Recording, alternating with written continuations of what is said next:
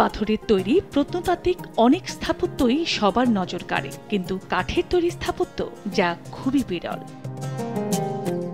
এমনই এক মসজিদের অবস্থান পিরোজপুরের মঠবাড়িয়া উপজেলার বুড়িরচর গ্রামে। মমিন মসজিদ নামে পরিচিত এই মসজিদ দক্ষিণ এশিয়ার একমাত্র কাঠের তৈরি দৃষ্টিনন্দন মুসলিম স্থাপত্য। সম্পূর্ণ কাঠের নির্মিত কারুকার্য ও ক্যালিগ্রাফি খচিত এই মসজিদে কোনো ধরনের লোহা বা তার কাঁটা ব্যবহার করা হয়নি। কারুকাজে ব্যবহারে করা হয়েছে সম্পূর্ণ প্রাকৃতিক রং।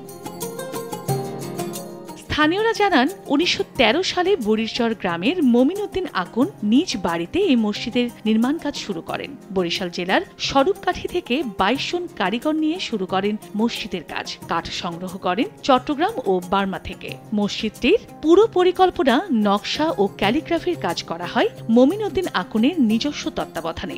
মসজিদের প্রবেশদ্বারে রয়েছে একটি মেহরাব, যেখানে ক্যালিগ্রাফির নকশা বসানো হয়। লোহা কাঠ ও সেগুন কাঠ দিয়ে ডিজাইন করে দীর্ঘ ৭ বছর সময় নিয়ে ১৯২০ সালে শেষ হয় এই মসজিদের কাজ।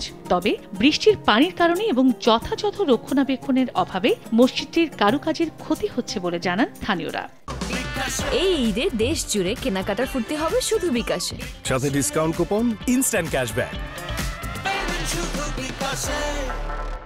এরকম কাঠের মসজিদ আর কোথাও নাই। সে কষ্ট করিয়া এই কাঠের মসজিদ করেই গেছে। ছেলে পান তার বলছে যে বাবা আমি একটা কাঠের মসজিদ তুললে থুই যাই, মানুষের নামাজ পড়বে এবং মানুষের দোয়া করবে, এর দিন আমার তাহলে এটা করে গেছে। আর আমরা এখানে সবসময় আইসে আজান দিই, মসজিদে নামাজ পড়ি। অনেক দূরান্ত থেকে পর্যটক আসে, তারা আইসে দেখিয়া খুব সুন্দর বলে যে মসজিদটা খুব ডিজাইনের। এরকম ডিজাইনের মসজিদ খুব কম আছে। আর সৌন্দর্য মানুষের কাছে শুনতেছি, নিজেকে দেশের মসজিদটা একটু দেখার জন্য অনেক দূরের থেকে আসছি। বহুত বহুত জায়গার থেকে লোকজন আসে দেখতে। এরকম মসজিদ বাংলাদেশ আর কোথাও নাই। আলাদা আছে যে দেখা যায় এটা আগের যুগের কাঠের করা, বিনা লোহার। আর আজকাল নতুন মসজিদ করে তো পাকা করিয়া, তাই পাকার চাইয়াও আমার মনে হয় যে এটা ভালো লাগে। এখানে প্রতিনিয়ত দেখা যায় বিভিন্ন জায়গা থেকে প্রতিনিয়ত কম বেশি লোক আসে মসজিদ দেখাশোনা করার জন্য।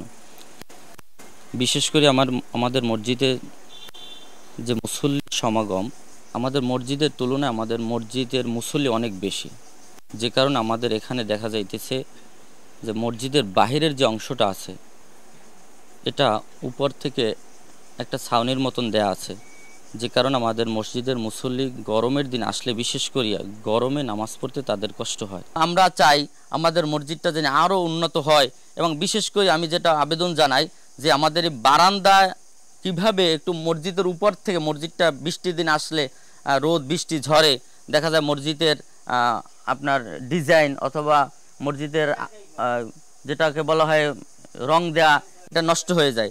সেই সুবাদে এটা যদি শেড দেওয়া হয় উপর থেকে, তাহলে আমাদের মুসল্লিদের অনেক ভালো হবে, আমরাও শান্তিতে নামাজ পড়তে পারবো। বর্তমানে মসজিদটি দেখভাল করছেন মসজিদটির নির্মাণ উদ্যোক্তা মৌলভী মমিন উদ্দিন আকুনের উত্তরসূরিরা। ২০০৩ সালে প্রত্নতত্ত্ব বিভাগে নেওয়া হয় এই মসজিদটি। সময় সংবাদ, পিরোজপুর।